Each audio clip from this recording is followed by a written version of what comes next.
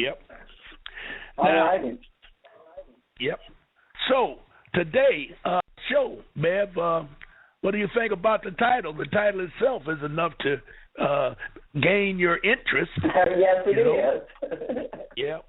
Yep. And I'm glad I did it with you the way I did. In other words, we did open up the door to the birth certificate, and then we can get into the straw man and the Social Security number all at the same time.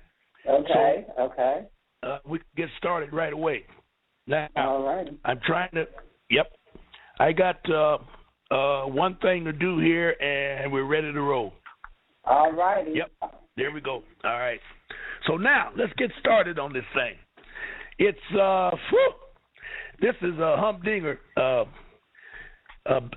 This is a humdinger, and it's difficult to where to start because I covered the base on the birth certificate. Now, the birth certificate itself, it creates the straw man. Everyone listening to me has two birth certificates. Yeah, and I found that out personally. Yes, there are two birth certificates. There's one with the county that comes from the health department. That's what Herman Kiefer was about here in Detroit.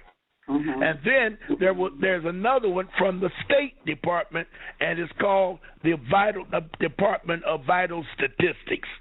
Now, if you can't understand that, you might as well, you might as well give up right now because it's not complicated to me, but I know what's going on. But a lot of people, they seem to get very confused with it. Well, what they do is, from my experience, they seem to don't want to give you the one from the state. They keep now. I got the county birth certificate. I sent off for the state birth certificate, but they sent me one from the. They keep sending me the county birth certificate. Correct. Well, I told you where to call, and I'm sure he put you on the right track because he received his. Okay. So we'll just go with that. But now, I just want people to know that they're not going to be in a hurry to send you the original one. They keep wanting to send you that county one. Yes. Now, why do you think that is, Beth? And we can talk about that. And I'll tell you, I don't know, I didn't have time today to tell you the other day when you called. But let me tell you why that is. Okay. We are slaves. Now, I know I don't give a damn. We're slaves. You, me, everybody that's listening are slaves or subjects to the corporation known as United States of America. And it was done officially now, with Martin Luther King signing the so-called Civil Rights Act of 1960, whatever it was, 3 or 4, whatever that was. Mm-hmm. And he signed all of the Negroes were a part of it. And he signed it to represent us. He signed the Civil Rights Act. Now, a lot of people say, no big deal. That ain't got nothing to do with me. You're an idiot to say that. You're a stone idiot, and I'm not going to argue with you about it, but I'm going to tell you that was the most devastating document that could ever happen to you because it made you an official 14th Amendment citizen. Now, you may say you don't care. That's good with me also. However, if you don't know how to get yourself out of that contract, you're going to be a slave forever. Now, is there any questions with you, Bev, on that? And I'm going to. All right, go ahead. I'm listening. Okay, now, did Martin Luther King know what he was doing? Now, that's a question that had to be answered or should have been answered by Martin Luther King. Let's go with the benefit of doubt and say no, because they didn't kill him. He was always a good boy all the way up to the end. Now, the reason he was a bad boy at the end, because he began to wake up and realize that they were using him. See, you don't wake up overnight. Now, don't get me wrong. We got a lot of dirty Moors. We got a lot of crooked Negroes out there that know they're doing wrong, but they want to get paid and want to get a good position. But I'm just going to say, for Martin Luther King's sake, that he was not aware when he started his plight. Because, believe it or not, Bev, on that Bounce channel on with Comcast, I saw a special on Martin Luther King and his family. And when he was a young pup, his daddy sent him to a seminary school, a theology school, and he fell in love with a white girl, which is no big deal. But he wanted to marry her, and the daddy had to set him straight. You can't do that. And he finally convinced him. Now, this was all in documentation. I'm looking at it on this program. And his father said, well, if you do marry her, you know you can't bring her back to Montgomery. So you might as well tell your mama and myself goodbye, because this stuff is over with. And so he apparently gave it up, but he married a mulatto named Coretta. And at that time, she was known as a mulatto. And he married her and brought her home, or they lived there together, or whatever the case may be. Now, this is all in hindsight, I'm telling you this, because if you didn't live in the 50s and 60s, you don't understand any of that, so there's no blame to be put on anybody.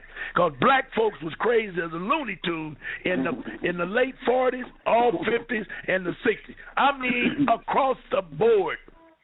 We were buying lotion to make us lighter complected. We were putting conch and concholine in our hair so it'll blow in the wind like Elvis Presley, one of them faggots or something.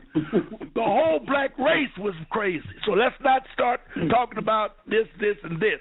Okay. I'm telling you, I had a little concholine myself, so I know what's back in there.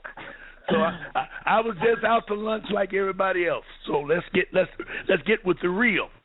But now that we are waking up one at a time, the system is realizing it, and the system owns us, and the states are being told to hold back. They can't stop it, but hold back on the state birth certificates, because we do not want our slaves to run away.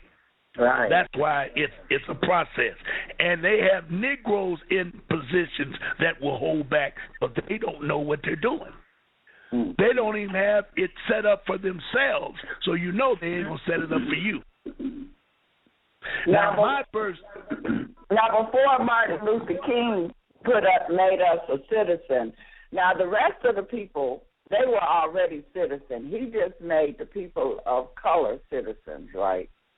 Slaves. Correct. Now let's talk about that so we'll understand that. Okay. I'm going to give you a number. 1945, and I have no idea what the population of black folks were in 1945, but I guarantee you 95% of them were not United States of America citizens. Most of them came from the South due to the industrial industries that all started out. They come out of those rural areas. They ain't care nothing about no white people. They didn't care nothing about no Social Security card. They sure enough didn't pay no damn income tax. And they surely didn't have an old folk pension check coming with the FICA. So what did the government do? They set up traps, because everything has to be done by voluntary. You can't make a person a slave. It's against the Human Rights Act of 1945 or somewhere back there. You cannot make a person slave. It's against international law to hold a person in slavery. So they came up with the slick idea that they would set up a straw man and put the straw man in slavery, and once you thought you were the straw man, they had you. Now, we're going to talk about that, but I wanted to throw that out there. Did you hear me? Yeah, I got it. Okay. So one of the major factors they did, and I'm going to give you two big ones, and you can make up the rest of them. Number one, for all the black males, they refused to give them a decent job. If you wasn't a red cap porter at the train station, if you were not a janitor, if you didn't shine shoes, you didn't get a job up north, and especially if you were black. Now, we're not talking about mulattoes because most of them were passing for white. So they were elevator operators. And for anybody out there over 60, you should remember Hudson's downtown when they had all those female mulattoes were elevator operators.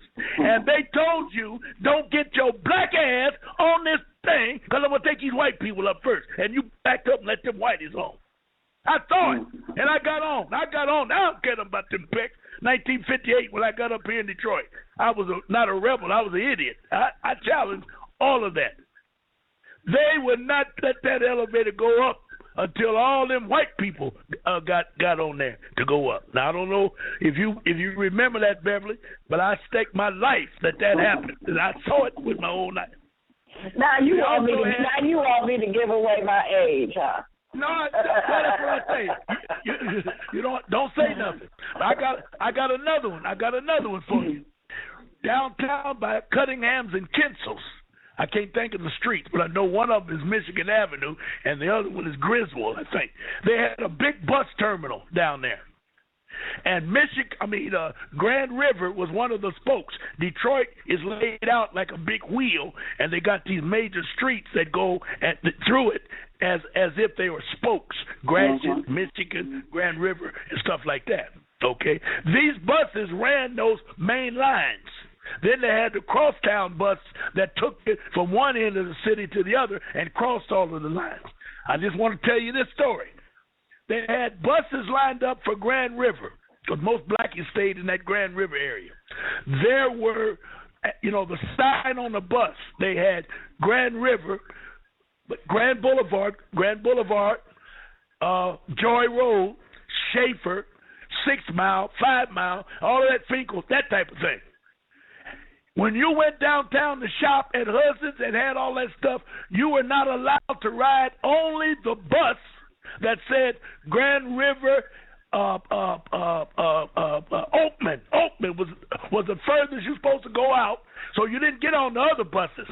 Now, they had 4 buses that came out of there. Oakman, Joy Road, I'm looking at it, trying to throw it at you fast. I can't do it too quick. Oakman, Livernois, there you go. Oakman, Livernois, Joy Road, and then there was one more. So when all those buses were full, they were still running Grand River buses, but they wouldn't stop until they got to 5 Mile, 6 Mile, 7 Mile, and 8 Mile. And you could not get on that bus. This was in 1960. Wow. Now, put that, yes. So all of y'all out there thinking y'all into something, I'm telling you, you're too young to know anything, and you're a damn fool if you don't try to study and find out what they did to all of us, to your mama, your papa, your uncles, and all of that. Now, we back to the straw man. They do not want you to be free because every baby that's born, once they create the birth certificate from the county level, the health department, the baby is, or better yet, they create a straw man and give it to the state. The state makes the money off of the straw man.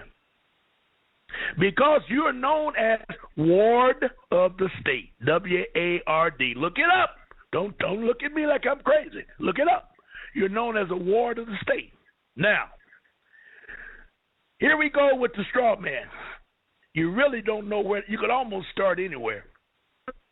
But I'm going to tap back to, and only 1 minute.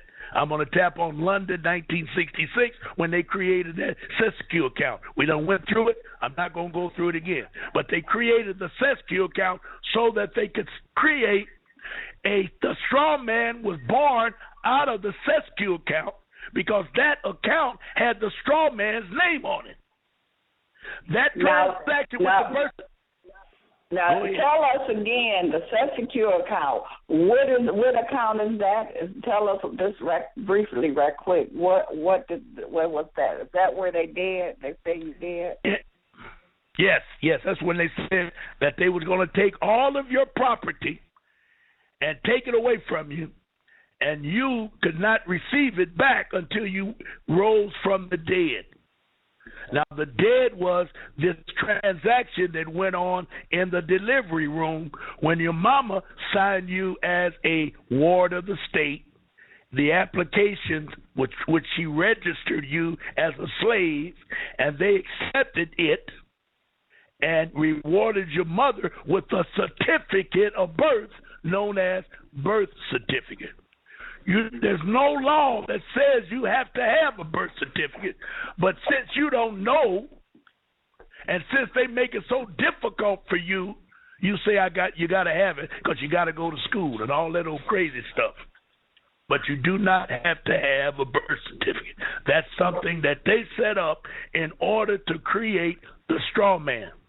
Now, when you look at your county birth certificate, the one that comes from the health department, there are 2 dates on that birth certificate. One date is a date of birth, and the second date is the date of filing. They use the date of filing because that's when the straw man was created, the date of filing. And it's right there on your birth. You got one close to you. Yeah, I'm looking at mine. Yeah, I'm looking at mine. Yeah. There should be 2 dates. One, the date of your birth, and the other one might be 3 or 4 days later, which is called the date when they filed it in the county or filed it in the state. Do you see that? Like mine, my birth date is September the 3rd. My filing date is September the 20th. All right. Stop right there. You just agreed with what I just said. Correct. Your straw man you were born the 1st, and the straw man was the 3rd. Yeah, I'll try to remember that. And the straw man was born on the 20th. Yeah. And that's the only purpose of that birth certificate from the county. That's it. Now, when you get your state birth certificate from Vital Statistics, there's not 2 dates on there. There should be 1 date of birth, and it should be all printed by hand, upper and lower caps. Now, some people gonna call and tell me mine is in all caps. It should be. Hear me clear. Everybody's not perfect. I don't know what went on and where you were born. I don't know, but I'm telling you what it should be.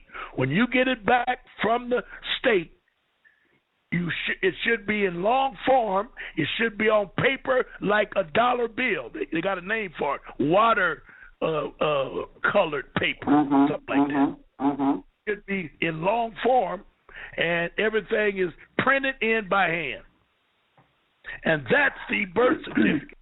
Now, wait a minute. You're confusing me because I'm looking at mine now. The county one is printed. The one that I sent to the state, but they didn't send. They sent me. It wasn't the right one. It's typed, but it's in upper and lower letters. Is any of them hand printed? The one from the county. The one from the county. Was hand? All right, I can't explain that. Okay. So when you get the one from the state that you're trying to get, we'll talk again. We'll look at them and talk again. Okay. Because I really don't know. And I think you told me the one that you thought was from the state had the vital statistics at the top. Is that right? Let me see. No, it don't. Okay. All right. You got to get the one from the vital statistics. There's no law that stops them from giving it to you, but they will stall because everybody's beginning to wake up to this process. Yeah. And I'm going to tell you right now, when you get to the end of the total process, you're going to be rich as cream, number one. Number two, you're going to have a head on you to know what you're doing. Ain't going to be no shenanigans because you ain't going to get no information from me unless you know what you're doing. And number four, you'll realize why people are super rich. Well, I mean super rich. Because when you start working your trust, when you learn how to do it, you're going to get paid by the IRS. That's why people say the IRS is your best friend. Y'all need to do some research and find out what I'm talking about. Don't start calling me because I'm going to start hanging up. I ain't got time to waste talking to everybody about it. All I want to talk about is your birth certificate on the phone. Now, today we're going to talk about the straw man. We can deal. Y'all can call in on that. But, Ron, before you move forward, I'm looking at my birth certificate, and this is the county. I haven't even got to the state one yet. Now, and where it says the city or village that you were born in, it says on there if outside the corporate limits. So they telling you on your birth certificate that they the corporation. Oh yes. Yes, and now that you're becoming aware of it, you're going to see that kind of language on a lot of other documents. They have to tell you what they're doing to you, but they are masters of legalese. That's another language that they use. They call it legalese, and we're going to try to get into that. We're going to get into that a little bit today also. All right, now let's get back. We're talking about real quick, we was ended up on this Sescue account. It's only a trust that's worth from birth to 18. They say it's estimated at least 94 million credits. I want to make it clear. It ain't no dollars because there ain't no money. So it's between 94 and 105 million credits attributed to your straw man. But the only way the straw man can exist is you out of ignorance, or better yet, out of law, because of the first 18 years. You had to pay the debt for the straw man. Now, let's get into that. I'm moving away from the Sescue account. Now, I want to look at United States is a private, for-profit, federal corporation. And from 1933, they filed bankruptcy. So it is bankrupt and has to pay our bills. Because when they set up the New Deal, and we're going to get into that right now, this New Deal, man, oh man, oh man. When they got into the New Deal, they said, number one, now, I got all this. If y'all want me to send it to you, you got to hit my emails, and I'll send you copies of it. United States is a corporation, a legal fiction that exists well before the Revolutionary War. I was looking for that piece. And there's a court case to prove it, so you ain't got to challenge me. They got a court case that proves it. Now, that meant that United States was founded before the Declaration of Independence. Nobody knows that.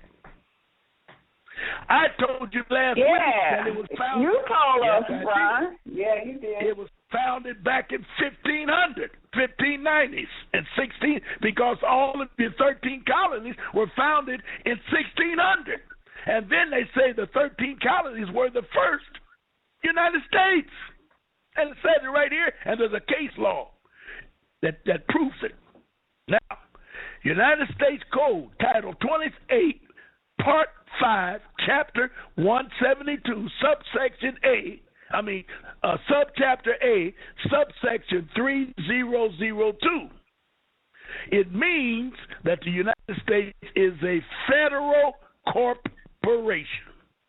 1933, March the 9th, a bank emergency was declared by Roosevelt because the insolvency or the bankruptcy of the United States. He signed executive orders. They got the orders right here. Then they got the Senate report that backed up his orders. Okay? I'm going through it fast because I got a lot of info to do. 1933, March the 9th, new money, paper promissory notes. And that's all we've been dealing with. You think that dollar bill or the 10 or the 20 or the 50, y'all think it's money. I know you're going to laugh at me. but it's only a note. It's a note to let the government know that they are in debt. That's how they keep track of the debt. As you spend the dollars, they track the dollars, and they can give you probably within $1 billion. You call them up right now. Better yet, they got a clock on the internet that tells you by the second the debt that the United States is in. It's over $17 trillion right now, and climbing, because all they're doing is spending paper money or spending monopoly money. Is that what they call it? Polyan or monopoly? Monopoly. Is that what it is? When you go around $200 around, yep, monopoly. That's all it is, paper money. You believe it because you were born in it, okay? In May of 1933, gold was transferred. That's a word they use. Gold was stolen from the United States citizens to the United States by an executive order. Now, people didn't know that Roosevelt represented United States of America, Inc., because they didn't tell them that United States citizens were the ones that were under the original Constitution, and the Inc. was the 14th Amendment citizens. That's why I give you dates when I talk to you, because the 14th Amendment was 1868. The government was this phony government was founded in 1871. They took the gold in 1933, and everybody went down there and gave the gold up, just gave it up. And some people that had gold in their mouth, they made them take it out. Of their teeth, they made them snatch that gold out. The richest black female on earth, the first black female on earth, was worth a good, I don't know, big money. She went down and turned in all of her gold, because they were using gold then, and they were getting certificates from the bank, so they didn't have to carry the gold around in their pockets too heavy. She went down there and turned them certificates in, and they told her to come back in 20 days when we reopen the bank. We will give you promissory notes for your money. And when she went back, so the story goes, they said they didn't have a record of her turning in the money. And if y'all need her, that was Madam Walker. Wow. Yes, they took all her money. Okay, now listen to this. June the 5th, to mitigate charges, there was a senator from Ohio named McFadden. He charged all of them with crooks and told them that they were going to hang for treason for doing what they did. Now, y'all get a pencil and paper. You need to write this down, because it's going to save you. It can pay your bills. Listen carefully. Congress, when they knew that they had committed a crime, they hurriedly passed a joint House resolution called 192. I'm looking right at it. It was to provide the United States citizen the right to set off all debt obligations as the consideration. And consideration is something bargained for and exchange for the transfer of the gold and the property. So when they took the gold from the people, McFadden filed charges against them because it was all crooked. So they hurried up and passed a law and said, we're going to give y'all a certificates, is what I was telling you, the right to set off your bills. Now remember that bills in 93 were nothing like, or better yet, debt in 93 was nothing like debt today.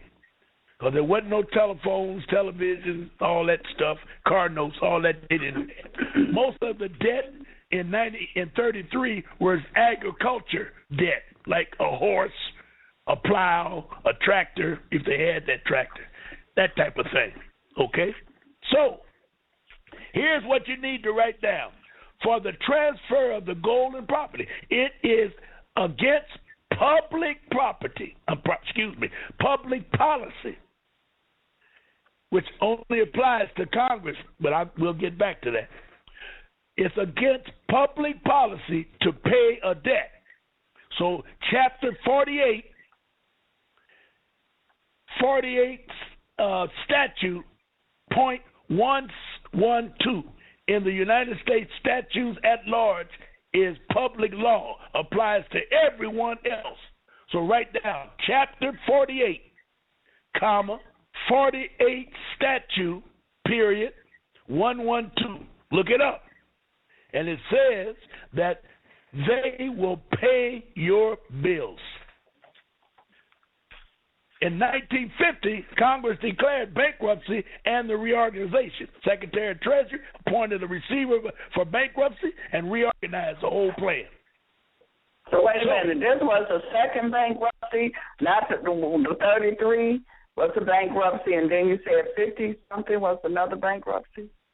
No, 50-something was when Congress declared the bankruptcy and they reorganized like they do in Detroit. They filed bankruptcy and then they went through the reorganization bullcrap. Mm-hmm. And during the reorganization, the Secretary of Treasury appointed a receiver in the bankruptcy. It was all the same bankruptcy. Okay? But now, let me get my card out. Everybody needs to look up or go and get. I got some. Oh yeah, here it is. I think. I got a card that I'm going to give you some numbers on it, and I need you to look them up. I got them real quick. But anyway, I won't stop the program. I'll get them, and we'll go back. So anyway, you need to look up that chapter 48 statute 112. 102. Now, in 77, all of this thing goes all the way through how they kept changing and making the laws refer back to what they did to us as citizens. Now, we, again, as black folks, we wasn't part of that trash because, number one, we didn't have a lot of gold. We were more laborers than owners. That's number one. And number two, we didn't have any desire to be a part of the government and had no idea what they were doing. But they did, because the bankruptcy came because the government did not have a way of making money, but they were borrowing money all over the earth from these so-called international banksters, and the banksters told them, we want our money, we want y'all to pay. And they're still paying the banksters for World War I, World War II, Revolutionary War, Civil War. All that money's still out there, and they're paying debt on it right now. They're paying interest on it right now. Okay? So when they telling us they in $3 trillion, all them $1 trillion of debt, that's what they're talking about. Yes. And they do it. I'm trying to think quickly. All right, I'll give you one. The what they call it? When Obama went in office, Bush had already set up what they call that. What was that plan? That big money plan that Obama walked in there with. He had about $7 trillion. They call it the stimulus package. Mm-hmm. Now, what he did. The government went over to Saudi Arabia with all that oil. They made deals. With Saudi Arabia. And right now, all of those deals are falling apart because Obama don't want to do what Bush had promised to do. And I know this was one major promise. This is how this crap works. Almost over 50% of all the countries that are around the world have a government that the people hate, especially in the oil countries. And we can start out with Saudi Arabia. We can start out again with Iraq, and we definitely can go to that country right below Iraq. Iran? Okay. Kuwait. Okay.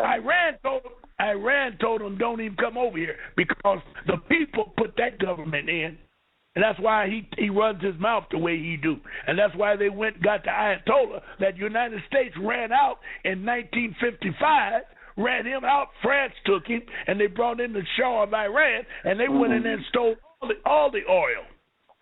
And then 1980, when what's his name? Peanut Man out of Georgia was president. That's when they kidnapped all them people in the embassy and told them, we ain't going to let these people out till you get rid of the Shah. And they got rid of the Shah.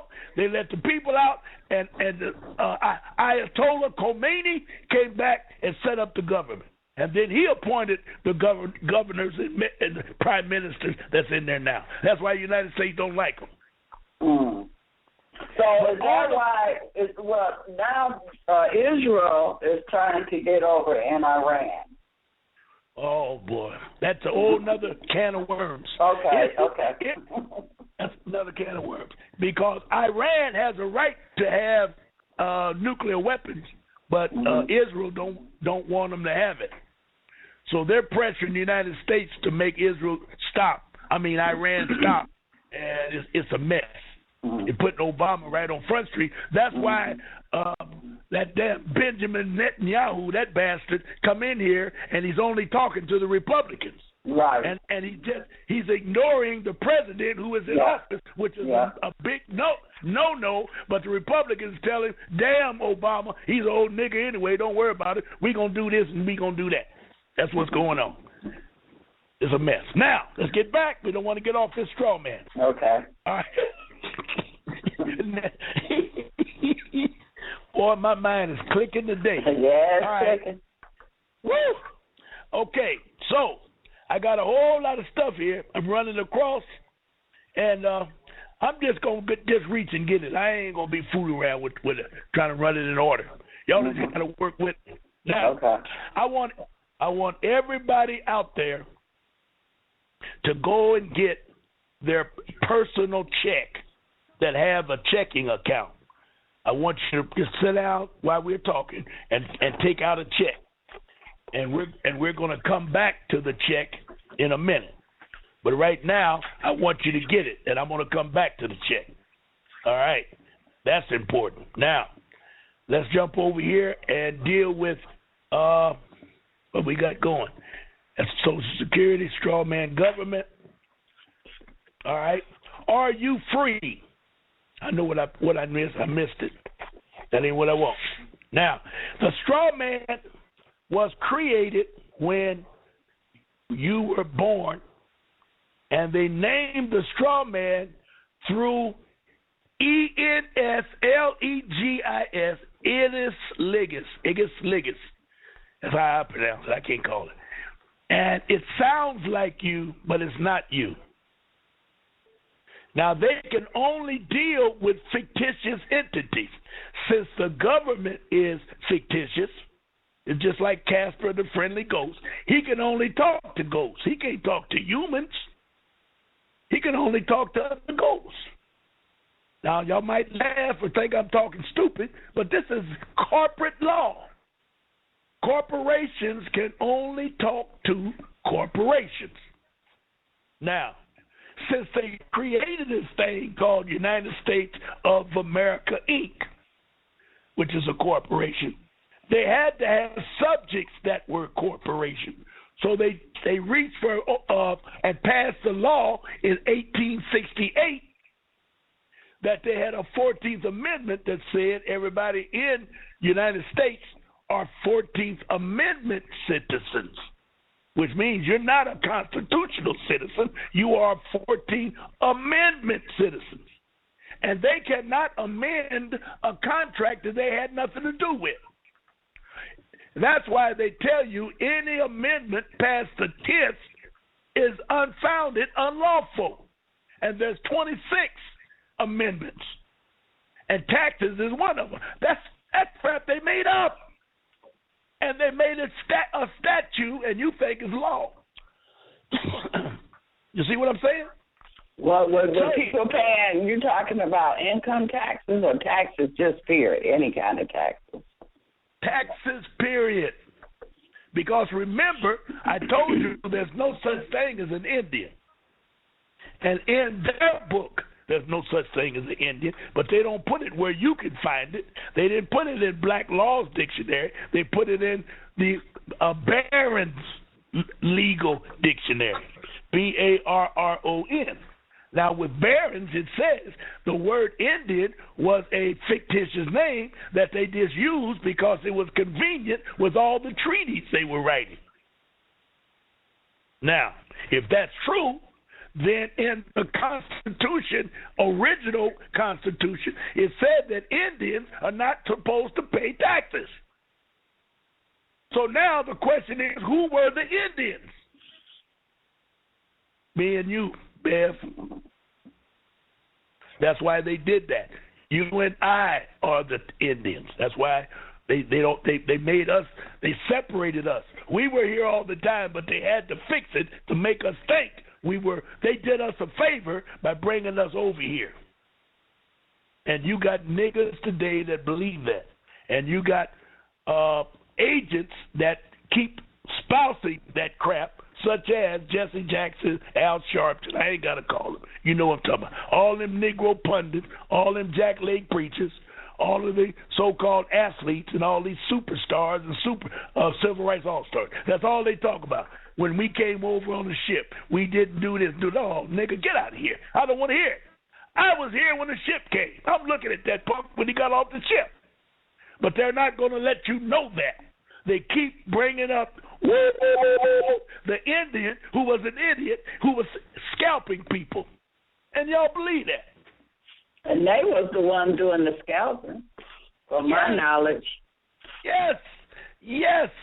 Their war crimes are above and beyond humanity, what they've done.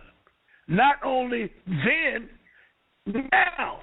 What they did look what they're doing over there today. Obama's bombing people from a non-manned airplane called a drone, and he's blowing up villages and killing babies. If that's not inhuman, what the hell is going on? You see what I'm saying? Mm-hmm. And then they make you be so angry because they put on the news somebody's head getting chopped off, and everybody say, oh, we got to kill all them Arabs. Oh, come on. You open up the door, there's an Arab standing right there. Get your gas, there's an Arab right there. How come he ain't chopping off your head? Or how come you ain't jumping on him? They do what they have to do to keep you in bondage. And one of the main ingredients to keep you in bondage is keep fear. They create fear. And you fall for it every damn time. Okay? Now, I got my book right here, but I'm looking for Meet Your Straw Man. And I got it. Let me see where I'm at. And it looks like I didn't do it. Okay, but I do have it. Okay. So when we come back from the break, you'll find it. Yep, I'll find it. Now, do you have your check? Do you have a check, Beth? Yeah. All right. Well, let's deal with the check going into the break. All right. Now, here's what I want you to do. I want you to look at the top left of the check. Your name or your corporation should be there, along with your address, your city and state, and your zip code. Right. All of it's in all capital letters. Yeah. All right. Now, look at the lower right-hand side of the check. There is a bold print piece of a couple of letters that is hard to see, but it's MP. If you look real close, it's MP. And that means micro print.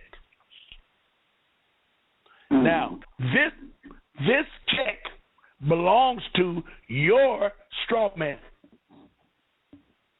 But it can't come alive until you put energy into the check and give the straw man permission to tell the bank to take that money out of there and give it to whatever you want to do. And you don't know it, but if you look at that MP, if you had a microscope, it's 60. I saw it in writing. MP. It's 60 times smaller than the regular print, but it says that line that goes into the MP. It says Authorized signature. Right. I hope everybody. Let me go to the my chat room and see if they're doing that. Yeah. Anybody doing it? I don't see it. But it says it means authorized signature. So when you sign it, you give that piece of paper energy so that straw man, that fictitious entity in all caps, which is not you, because you spell your name upper and lower caps, but they coming from your mama, the Sescue account, the waiting room, the recovery room, and the Wall Street, and the Social Security number that titles your account. That's your account number. The Social Security is your account number to your monies that are created in the straw man's name.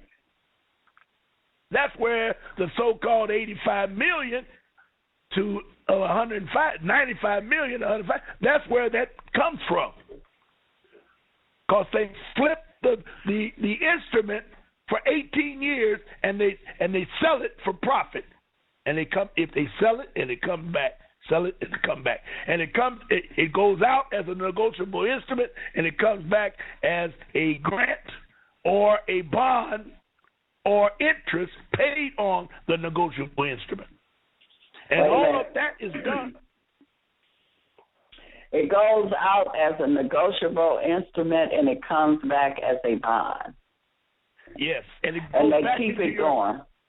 Yes, go ahead. They keep flipping it. Okay. And every time it goes out, it has a tag of interest rate, and when it comes back, the interest comes back with it. And that's how your account grows. That's how that straw man account grows. Now, everybody has a notion. The old Moore's teaching, and I'm gonna call it old because I've risen above all the old teaching. I keep telling people I'm not into that anymore. They want to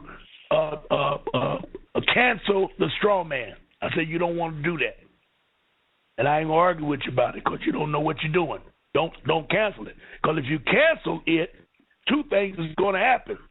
Number one, you're going to cut yourself off of the millions that is already in your account. And number two, you cannot do business in United States unless you do it as a straw man, because the government is fictitious. So why would you want to create a new straw man? I know some black folks in Detroit when the Moors come in here with all this bull crap, and I'll call them dirty Moors, but I don't like to do that because I don't want to start an argument. Let's just say Moors that did not have all of the information. They came in and told these other Moors, y'all can come down to Carolina. We're going to give you a trust. We're going to give you a new name. We're going to give you a new Social Security. We're going to do everything. It costs from $500 to $2,000. I don't know what they paid. They went down. They came back with all the paperwork. Oh, it was pretty. Had ribbons on it. It had logos. Oh, it was ready to go. The first thing this one brother did, I said, man, do you really know what you're doing? He said, yeah, I'm going to the bank tomorrow and open up my account. I said, well, what's your spiritual name? He said, I'll just say Casabooble for conversation person. And I said, you're going to go down there and open up an account in Casabooble? He said, yeah. I said, do you realize that when they send you the information back of the bank statement, of what is paid into the checking account or whatever you're going to set up, do you know it's going to be in all capital letters? That brother looked at me.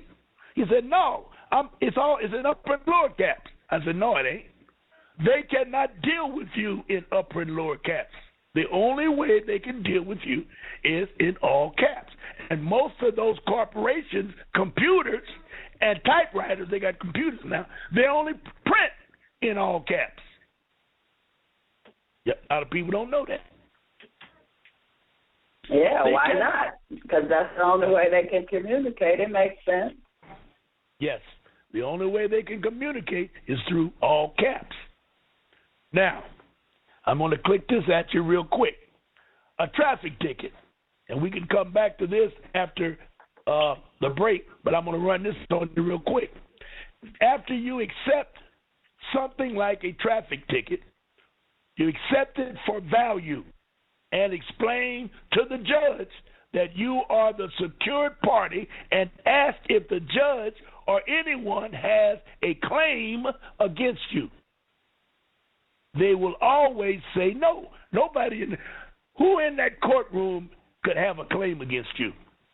Now, the police officer cannot have a claim because he's the one that gave you the ticket. So he said you was doing 40. Well, I say I wasn't doing 40. Now, that puts you out of it because you are a complaining witness. So now we got the judge and the prosecutor and the jury left. So does any of y'all got a complaint? Did y'all see this incident? No. Why would you even be in front of a judge? The ticket vanishes when you accept it for value. You took it away from the court. It's now yours. The court is your living room. They have no jurisdiction to hear the case because there's no complaint. Nobody has a claim. Are you getting that, Bev? I hear your brain clicking a little bit. I'm grasping it. You better put a little grease on. I heard it. Crank it up. Right. You return the presentment to them for settlement and closure. So you're going to send the ticket in and say, I do not agree. I do not agree to contract with you because the Trade and the Lending Act says you can cancel any contract in 72 hours. Ladies know that because lady will buy a brand new formal, $80,000 formal on Friday, wear it to a dance on Saturday, and take it back on Monday, and they have to take it back because you say I don't want to wear it, I don't like it. My husband didn't like it, so take it back. But you had a chance to wear it Saturday night. And they have to take it because of the, I keep wanting to call it Lending Act. It'll come to me in a minute. But there's a federal act. What's that federal act called? Well, Trade and Lending Act. Yep. Yep, the Federal Trade and Lending Act. They cannot. It's called Regulation Z. Y'all can look that up. Regulation Z in the fair trade. God dog it. Leave it alone. I'll come back and tell you after break when I get to it. But anyway, you can cancel it. This also applies because you signed the presentment at the roadside. Now we don't sign tickets now like they used to. But you signed it without prejudice, which takes away. So you can put without prejudice on the ticket in red ink when you cancel it and accept it for value and mail it in. But you got to mail it certified mail because they'll swear they didn't get it. Okay. And reserve your right. So now you are... The straw man, you're still dealing with the straw man because the ticket is going to be in all capital letters. But we skipped to accept for value. We jumped to that. Mm-hmm. So. Well, before you go on your break, Ron, we have a caller. You want to take the call right quick? Yes. Okay. Yes. All right. Area code 248. 825. Oh, I think it's funny. 248-825. Okay, Ron. They must have hit the one button by mistake. Go ahead. By mistake? Okay. All right. Now, I'm going to when we come back, I'm going to take you on a little test when we talk about the White House. Who meets in the White House? What do they do there? And do they help you in any way coming from Washington, D.C.? Okay. Now, we got one more call round. Let's take this all right, before we go. All right. 646-355. Yes, Bev. Hey, Ron. How are you? Can you hear me? Yes. Great. How are you? I'm doing great. I can hear you. Yes, go ahead. Go ahead. I've been listening. I have a quick question.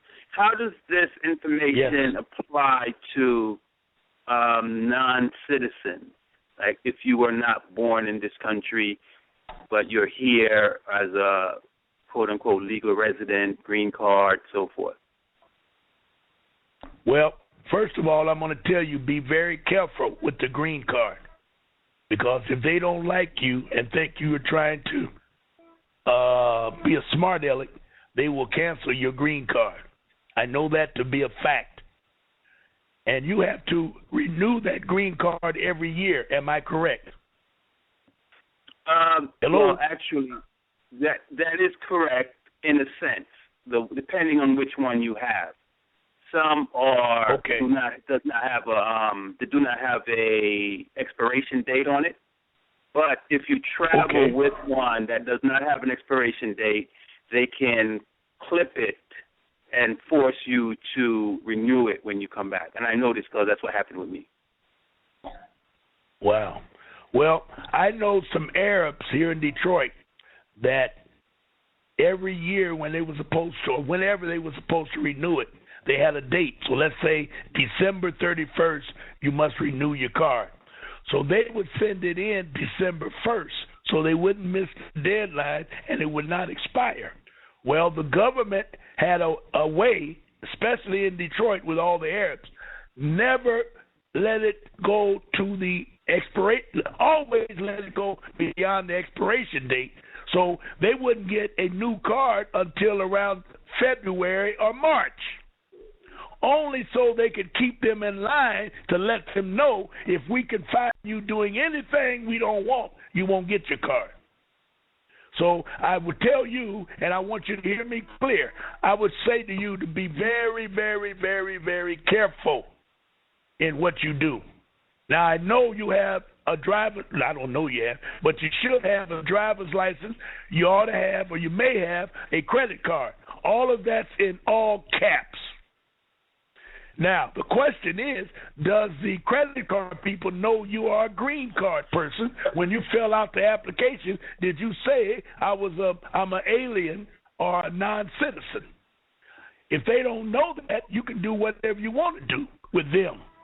But when you're fooling with the government like taxes or that other stuff, I advise you to be very, very careful. And if you don't know what you're doing, stop it. And I'm not an alien or a green card holder, so I don't want to step out beyond and come up with something crazy. So I would say I'm not there, so I don't want to even work with that. I don't want to even answer you on that question.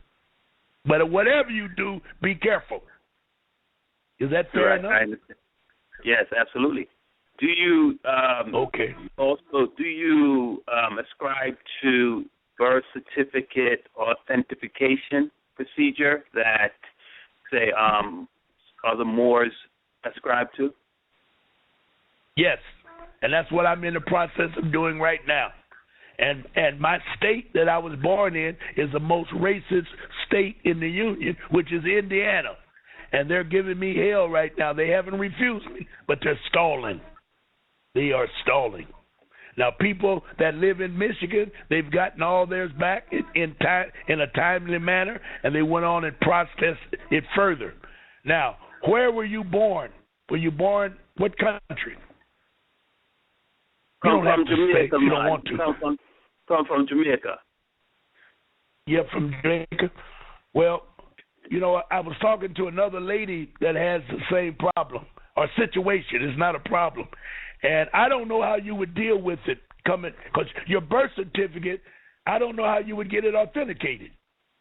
And if you did, I think England, since you are a part of England, England would be your country that you get it authenticated through, not United States.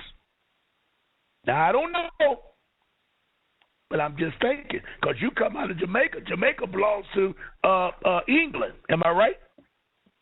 Well, I'm quite sure it still does unofficially, in the sense that America still belongs to, has its connections to Europe, to my understanding. However, Jamaica supposedly got its independence in the 60s. All right. Well, let me tell you what I'll do for you, because other people no longer a colony. All right. Let me tell you what I'm going to do for you, and I'm going to do it right now. And because a lot of people are asking me that, and they're coming from other countries, and I don't even want to talk to them because I don't want to get them in trouble. All right. But this Friday at 11 o'clock, write this telephone number down: 424-222-5250. That brother's name is Jonah Bay. Jonah has a program from 11 to 2, and he has announced he'll answer all questions during those hours. That's 11 to 2 11 Eastern. Is that Eastern time? Yes, Eastern time, same as Detroit, from 11 a.m. to 2 p.m. every Friday. And his name is Jonah Bay. Just call in 11 o'clock. And it's a radio talk show similar to what we're doing right now. And tell him that Ron March couldn't answer it and told me to come and see the master. and Jonah would lay it out for you. All right? Yes, and sir. There's a couple of more people out there that has those questions, and call Jonah, but I don't know. And I don't want to get involved because I don't want to make a mistake and get you in trouble. Y'all be after me. You know what I'm saying? Yeah. All right? Yes, sir. Thank you, caller. You're welcome. Thank you. All right. The other callers that we have on the line, stay on the line, and when we come back after our 10-minute break, Ron will answer your question. All right. Now, you got a couple of phone calls. Let's get them out of the way right now. Okay. I'm going to go to area code 314-761. Hey, good evening. Good evening, Bev and Ron. Yes, good evening. How are you? Hey, how you doing? This is Saya, man. Let me just be real quick and fast and just drop some bombs, man, that'll assist you moving, man. You've been very helpful. Look up what you call the Four Republics. This will give you the information on the real first president with the other presidents at the same time, what you call the Colonial Continental Congress. That was the first republic in the European sector, which was a guy named Peyton Randolph. He was president with George Washington. Check that out. Wow. We have not been under those four republics.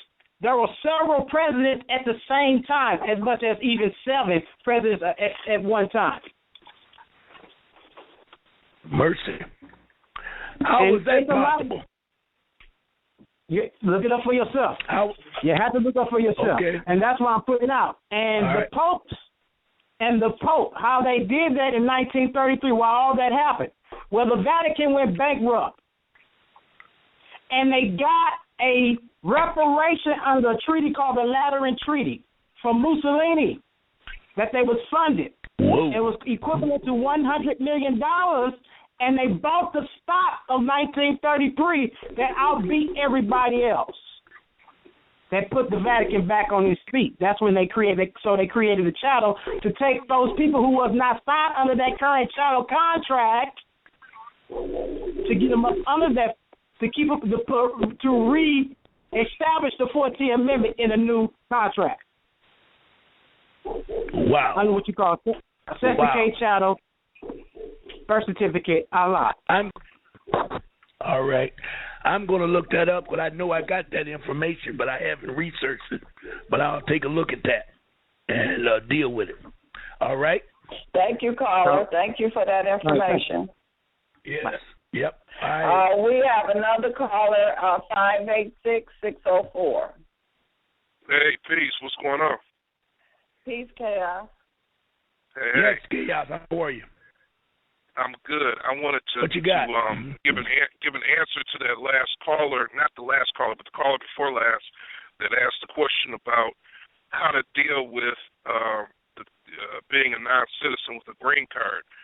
If he can, hopefully he's still listening. You can go back into the open forums that Jonah Bay has done. He's dealt with it already, and basically what he has said you need to do is to authenticate the certificate that you get with your green card, because the green card citizens are treated just as the same as 14th Amendment citizens as a straw man. So what you would have to do is authenticate the document with that comes, or the cert that comes, or the card that comes with the green card. You send that through the authentication process that we're already doing with the birth certificates right now. So, and you can actually go back, and I want to say it was last week that he answered that question. I'm not for sure because I'm in transit right now. But okay, I'll know for sure in about an hour or two. I'll know for sure what show it was. But yeah, and I would still say definitely I agree with you. He needs to call in and ask, but in case he doesn't get on the phone with Jonah, because he gets a lot of calls during his show. So in case he doesn't get on the phone with them, you have to authenticate the certificate that comes with the green card and send it through that process so you can take control of that, and you can say I'm the owner of this much the same way as we're doing with the birth certificate. So you in that manner, or they'll treat you just as they would treat the fictitious entity if we were to go in. Yep. So that's all I have. All right. Yep. Thank you. All righty. All right. Yep. No Thank problem. You. All right. I got a caller, Bev. Okay. 413 area code. I got a feedback, Ron. I'm listening to it. Where's Wally? Wally. Yep. I'm trying to get him up here. Area code. I'm getting the feedback. Big one. Yep. Chaos might be. It might be chaos. Let me disconnect him. I'm going to disconnect him. All right. Okay, he's hung up. All right. Okay, he's hung up. He's gone. He's gone? Yeah. Yep. He's gone? Yep. Yeah. No, we're still getting a feedback. And that's complete. That's sterling. How's that possible? Well, maybe what I'll do, Ron, is I'm going to hang up and call back. Okay. All right. See what happens. Okay. See what happens. So everybody that's on the line, just stay on the line, and everyone that's listening, just listening. I'm going to refresh.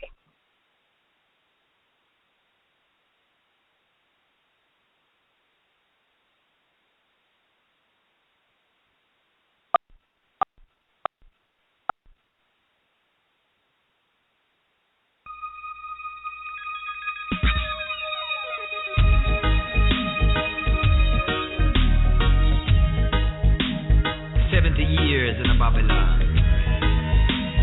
Condemn them down to the foundation. In a Babylon. In a Babylon. In a Babylon. One Satan in a Babylon. Watch out. In a Babylon. The wickedness of one in a Babylon. Revelation time has come in a Babylon. So run, devil, run in a Babylon. Watch out now, I tell you, Babylon, you're so wrong. I know you don't really want die to get strong. You've been on top for oh so long. You just won't see that your power is gone. You're living in a Babylon. I tell you, in a Babylon. I smell you in a Babylon. You're oh so wrong, you're in a Babylon. So much corruption, so much pollution. They don't really want a true solution. All they want is more confusion. So all right. have it straightened out. Okay. All right. Now, I want to run this information. I got all this good information in regards to the straw man and paying and getting out of debt. See, the straw man is the debtor. The straw man is the debtor. Once you realize that, you can become the secured party and dictate to the straw man what he will pay and won't pay. You won't be responsible for the straw man. Under the 14th Amendment and numerous Supreme Court proceedings, as well as in equity, private property cannot be taken or pledged for public use without just compensation. Now, that's so important. And they're taking everybody's property with this foreclosure. But it says you cannot take it or pledge it for public use without just compensation or due process of the law. The United States cannot pledge or risk the property and wealth of its private citizens. That's not the straw man. They can do it with the straw man, but they cannot do it with the private citizen for any government purpose without legally providing them remedy to recover what is due them on their risk.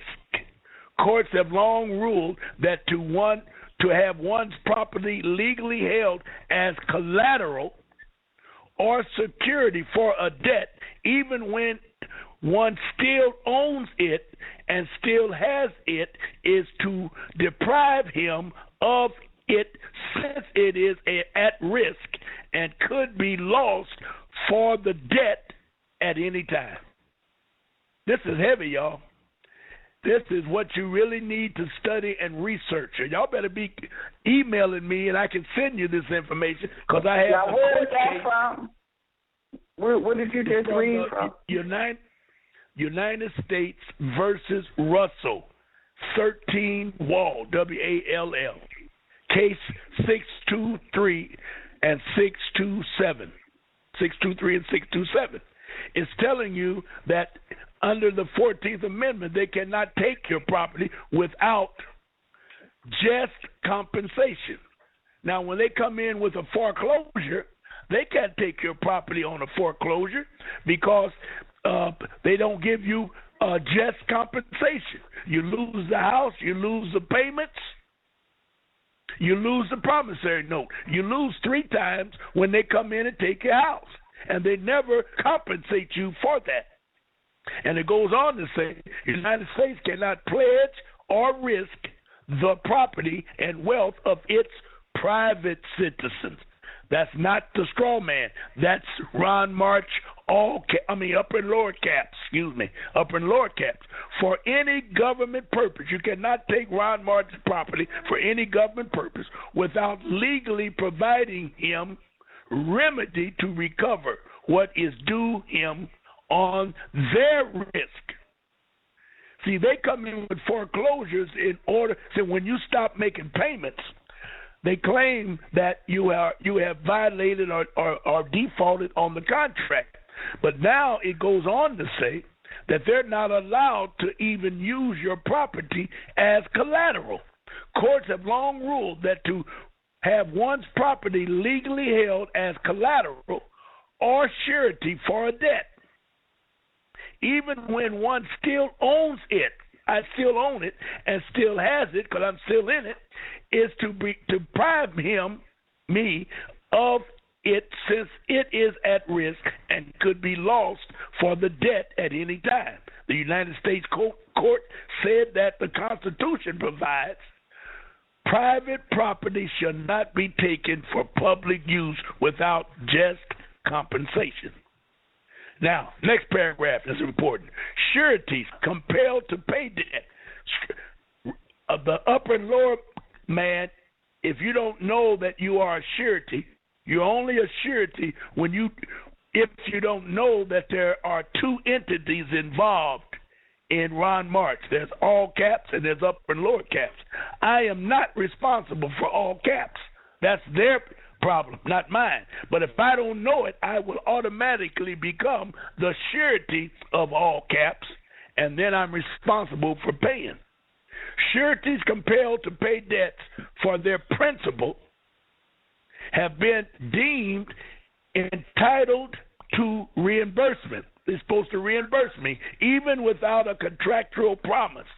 And probably, there are few doctrines better established. There's another court case to establish that. See, when you get this, if you want this document, you need to get it and look up these cases and relate them to your particular situation.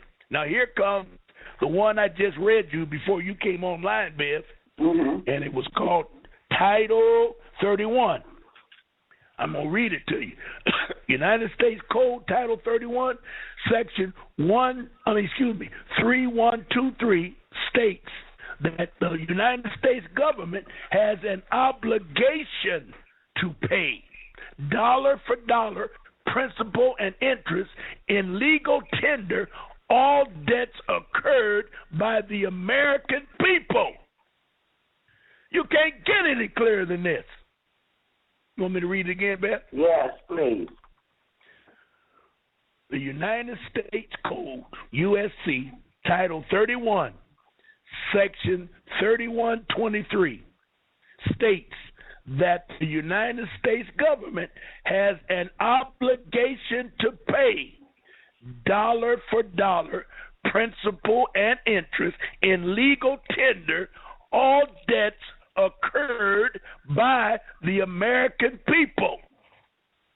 Since they took our gold in 1933 and Senator McFadden filed criminal charges against Roosevelt and all them crooks in the White House, they hurry up and gave a remedy to the New Deal, and the remedy was we will pay the debt of the people. That's why we took the gold. But Bev, it can't get no clearer than that. And so, that is what was done. And so you saying how you get them to pay your debt is through the what is that? What you put on it? The set for value. The set for value. Is that how that's you get one them? way. That's one way to make them pay. Mm-hmm. There are 13. I keep saying 13. I didn't count them. Maybe it's not 13. I know it's 13 or more. There are 13 different negotiable instruments that you can use, Beverly D., to pay off your debt. Now, of these 13, I'll give you 4 that will blow your mind. Number 1 is cash. That's a negotiable instrument. It's a debt note. Check. I just showed you the check because you have to authorize the straw man to tell the bank to take the money out or to pay the debt. Or a money order. That's 3, and then except for value is 4. There are at least 8 more or more, 8 or 9 more. And they're all listed. If you look up negotiable instruments, you can see it. And it will tell you where they are. They may be here in this document. This is a hell of a document. And I'll go up to the top, except right here. Here's another one. If the instrument is accepted, now I can give you another, Bev, that you should know about, being a female, because that's what all y'all do is collect coupons. Okay. You may not do it personally, but you right. Yes. A coupon is a negotiable instrument. Think about it. In the paper, it's sitting there looking at you. If you come in and pay pay $3 for a big can of Tide, box of Tide, we'll give you another one free. That's a negotiable instrument. Now, the list, I used to have the list. I don't have it at hand, but I got the list. And the list will give you all of the negotiable instruments that you can use. And you can pay your bill with it. Now, here's a problem. that people don't understand. I had a guy the other night call me and was driving me bonkers because I tried to help him. And everything I told him, he called back in 5 minutes and tell me that they said go to hell or all that kind of crazy talk. Now, what he was doing, he was arguing with them. He was creating controversy. That's what they do. And once you create controversy, you automatically lose. Now, if you send a negotiable instrument that I give you this document, you see it, you give it to them, you send it in correctly, negotiable instrument. As far as you are concerned, Bev, the debt is paid. Don't call me and tell me that somebody called you from the mortgage company or from the whatever credit card people and said it ain't paid. What the hell are you calling me for? Well, you told me it was going to be paid. It is paid. You're the idiot to even take the phone call from that nut. I said, who was it that called? Oh, it was Visa. I didn't ask you that. Who was on the line? Did Visa talk to you? No. Who in the hell was talking to you? They said they were secretary. Oh, Lord. I'm talking to an idiot. I want to know who was the person that called you and what rank did they have. I don't know. Well, they could have been the janitor. You ever thought about that? It could have been your daughter making $8 an hour just to take calls from idiots like you and just tell them it ain't paid and hang up. Now you're going bonkers, coming back challenging me, and I told you, and the papers told you, and the court case told you, and the HJR 192 told you that once you send it in, they have to accept it. So why in the hell are you calling me? This is what drives me bonkers, Beverly. It drives me crazy that people are not doing their research. Well, they've been up under fear so long, they got to work their way out of that fear. I'm not going to accept their drama, Bev. I got too much to do. The hell with them. Stop calling me. I mean that. Stop calling me. Because if you read it, it tells you what can and cannot happen. It ain't me that's saying it. It's right here in front of you. And everything I told you, I can back it up right here in it. And even this one that I got, I'll send this to you free. It tells you how to set up and accept for value, pay off your bills, how to do a money order. They do all these things. Now do you send that to the third party person, or you send it directly to the people who you owe the money to? You send it to the people you owe the money to.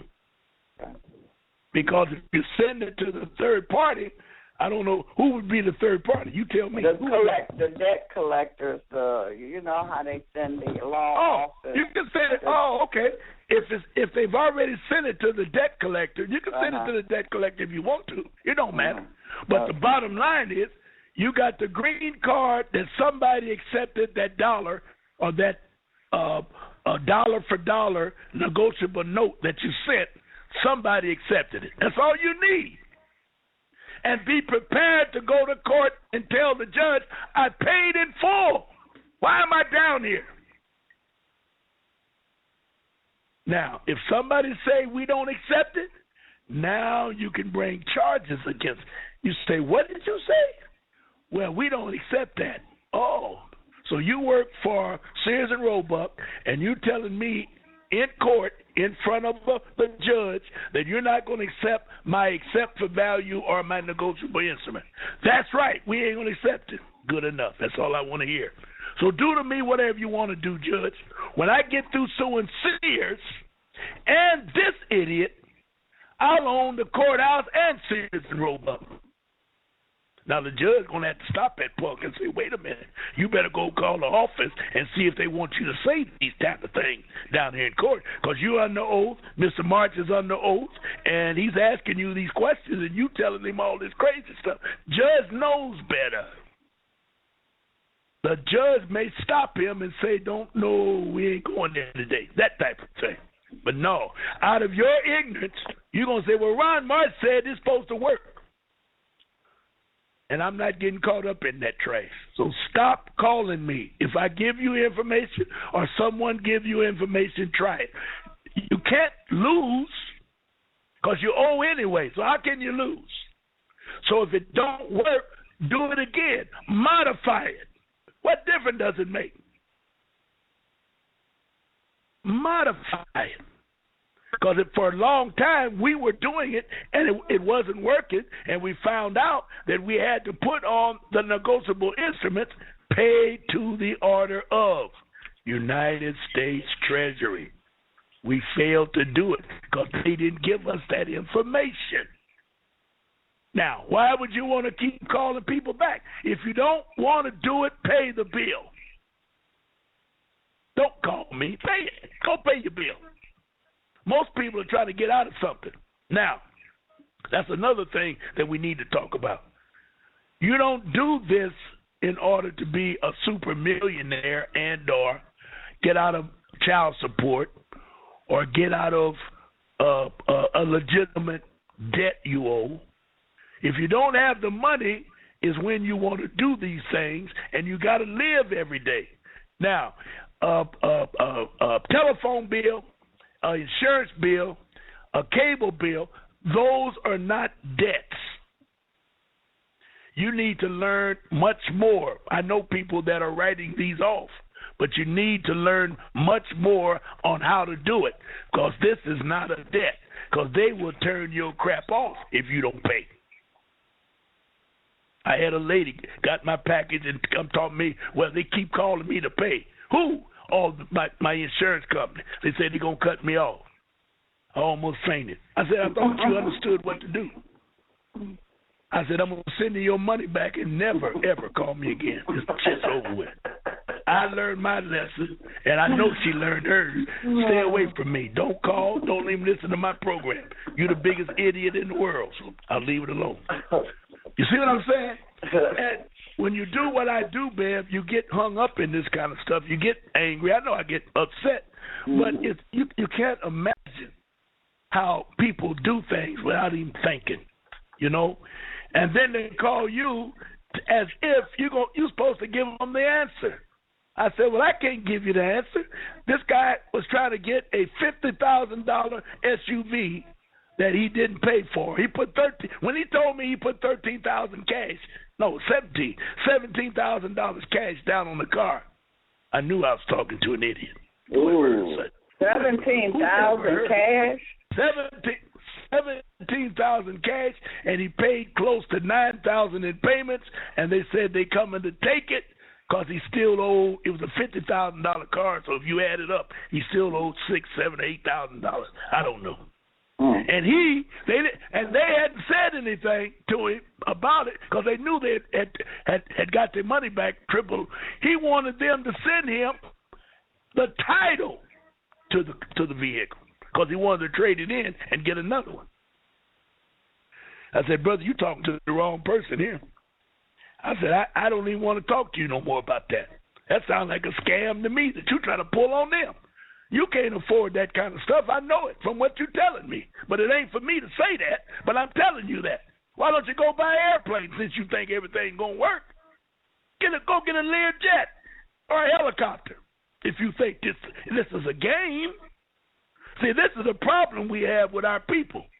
They think it's a game. Oh, shoot, when I get that, I'm going to do this. I'm going to buy me 1,000 houses. Oh, brother, please. No, you're not. Because your credit is going to stop you. See, people don't realize it that the credit will stop you because you don't have an income to warrant a $50,000 car. That's why they made him put $17,000 down to lower the price of the vehicle. Yeah. And now they're going to take it because they knew they was going to get it.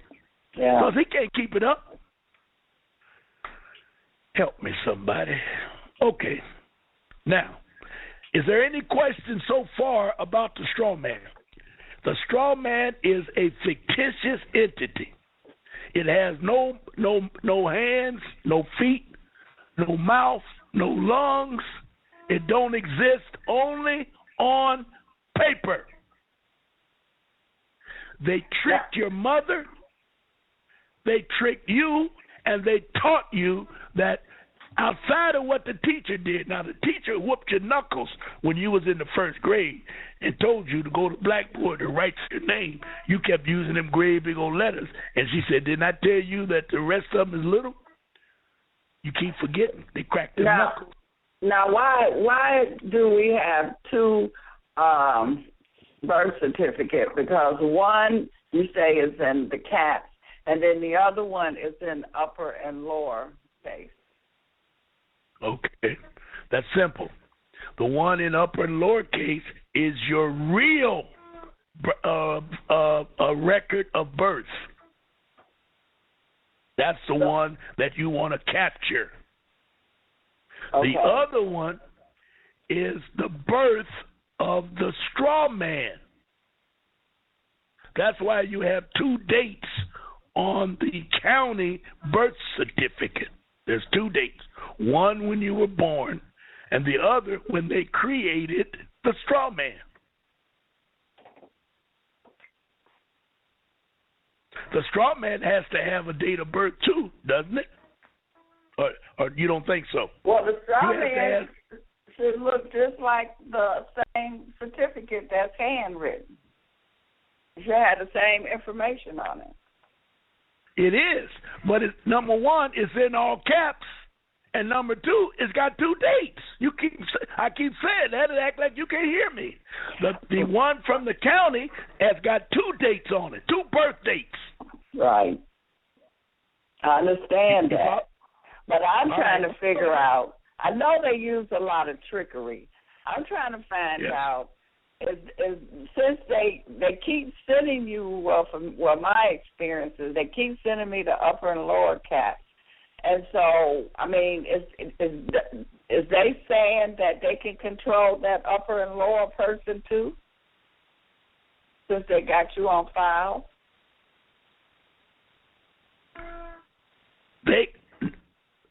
There's no law that says they can control you have a right to get your birth certificate. I'll say it that way. You definitely have a right to get your birth certificate. But very few people know there are two birth certificates. Okay. So when you fill out that application, I don't know where you went to fill it out. You filled it out and asked them to send you the health birth certificate. Now, I don't know where you went. You don't have to explain it to me. Mm-hmm. But you did it. Whatever you did, you was in the wrong area when you ordered it. Okay. That's all I can tell you. Okay. Yep. Now, I told you to go to another person to tell you. Now, what he did, if he talked to you, whatever he did, you did not do. Right. I guarantee you that. Okay. And they will make that difficult if you don't know what you're doing. Because I'm trying to tell you that the state loses money if you become a natural person.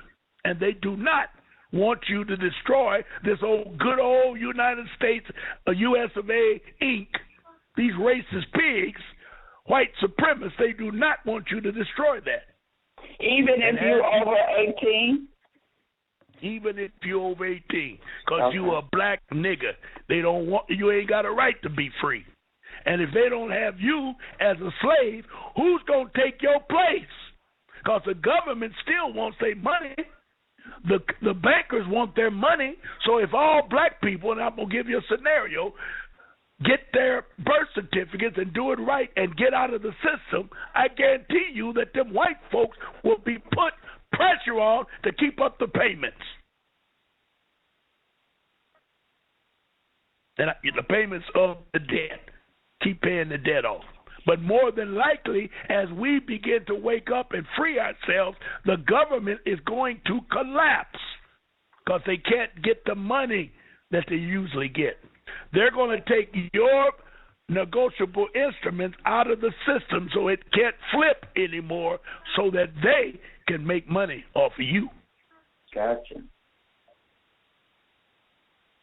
Now, A lot of people don't understand how they make money off of the quote unquote birth certificate and or the straw man. It's easy. What they do, or what they did, they put $1 million note, which is only phony money, on your application of birth, and made it be worth $1 million. Then they put it on the stock market and made it a negotiable instrument on the stock market and placed it in as preferred stock. You can't buy it. You can only use it. So General Motors comes in, these big corporations, they need money, or they need money to build, so they have, I always get mixed up when I do this. I'm going to try to do it simple. They got $500,000. They want to build $1 million complex. They are $500,000 short. So they go to the bank. They got good credit. The bank says, I do not have cash, but I have Ron March and Beverly D's birth certificate, and both of them are worth $2 million. So now the question is, how much will you sell those $2 million of certificates to me for? They always go at a discount. Stock is always at a discount. So they say to General Motors, I'll give that to you for $1 million. Let's go, $200,000. So now General Motors have $5,000 cash, $2 million in bond, and they're going to be out of $200,000 because they had to buy these bonds. So when they put it together, they can build a complex, do all that they're supposed to do, and then they'll start making payments to pay it back. So let's say it was